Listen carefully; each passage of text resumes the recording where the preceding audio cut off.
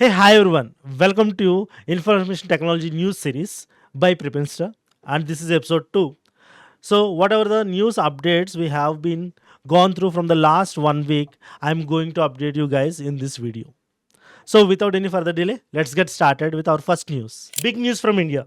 The government has announced an $18 billion investment to enter into the semiconductor manufacturing race. Until now, the India has a big consumer of chips but not produced very well. Now, the new semiconductor mission aims to change that. The plan includes 10 new projects from chip designing to fabrication and testing and packing. Two chip making plants are already approved. The goal to make India less depending on the imported chips, especially after US restricted AI chips exports to the China in 2022. Expert says money alone won't solve this everything. India still needs strong technology partner. But if this works, it could be a huge step for India to become a chip maker, not a chip buyer. And the second news, when coming to the other users, the government of India prepared to launch the new e-Aadhaar mobile app. With this app, you can soon update your name, address, and date of birth and phone number directly from your smartphones. No need to visit Aadhaar centers. The app use AI and Face ID recognition technologies to make Aadhaar updates faster and more secure. Officially says it may launch in the end of the year. Once the live, the app also can fetch the documents like date of birth certificates, PAN card, passport, and driving license for the verification. Government sources to make update even easier. Only biometric updates and like fingerprints or iris scans will still need a Aadhaar center. This new app aims to save the time and reduce the paperwork and give the other users a simple digital solution for their pockets. When coming to the third news, India's IT Minister Ashwini Vaishnaw has switched to using Joho Office Suite as a part of a push for Swadeshi technology. He announced on social media X that from now onwards he will use Joho for documentation, spreadsheets, and presentation, arguing others to adopt Indian made digital products. And in response, Joho founder saying the move is huge moral boost for his engineers who have been building Joho from over the last 2 decades. He promised to make India proud. Joho, a India Chennai based company, and it is one of the India's most successful SaaS firms and competing globally with the tools like Joho Sheets and which even has AI power features. This decision aligns with the government pushed for the self-reliance and technologies reduce the dependence on foreign softwares.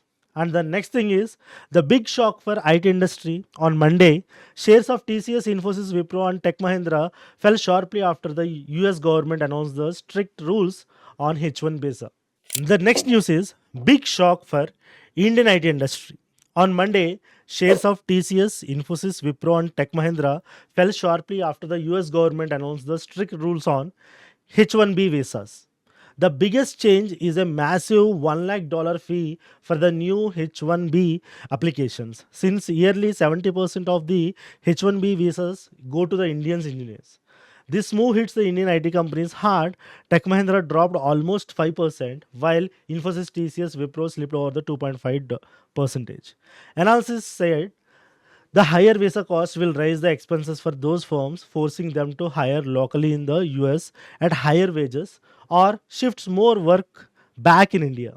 This uncertainty made investors nervous, leading to the sell-off. Big news from US: Meta AI system Llama has been officially approved by the US government agencies.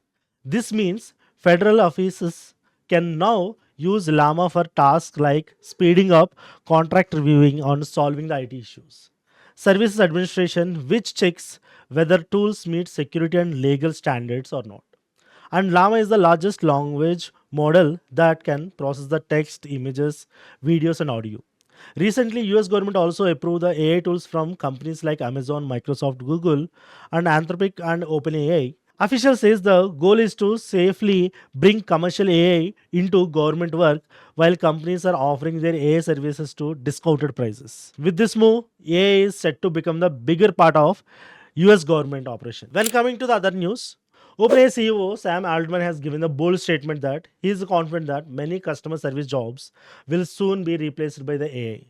Speaking on a talk show, Altman said tasks done over the phone or a computer will be handled by better AI systems. He also warned the programmers could be next, and the AI tools are becoming more powerful. However, jobs that need human touch, like nursing, are unlikely to disappear. And Altman's view is controversial. While companies like Oracle, Salesforce is already automating the support analysts like Gartner believe many firms will actually bring back humans agents by 2027. Altman admitted he feels the weight of the responsibility as a millions of used AI daily. The next news is from September 2025 and day 22, India's new GST system has started. Now the most goods are service fall under the just two main taxes, that is 5% and 18%. This means many items like ghee, butter, soaps, medicine, appliances, or cars will get cheaper. Even hotel rooms and medicine devices see tax cuts. But not everything is cheaper. For now onwards, clothes above 2500 will charge for 18%, and earlier it is 12%. The government says GST 2.0 will reduce the prices of boost spending and make the tax system simpler for everyone. That's it for today's guys, and we will see you guys in the next video with another news from the IT sector. And don't forget to subscribe to our Prevention YouTube channel. Happy preparation and keep learning.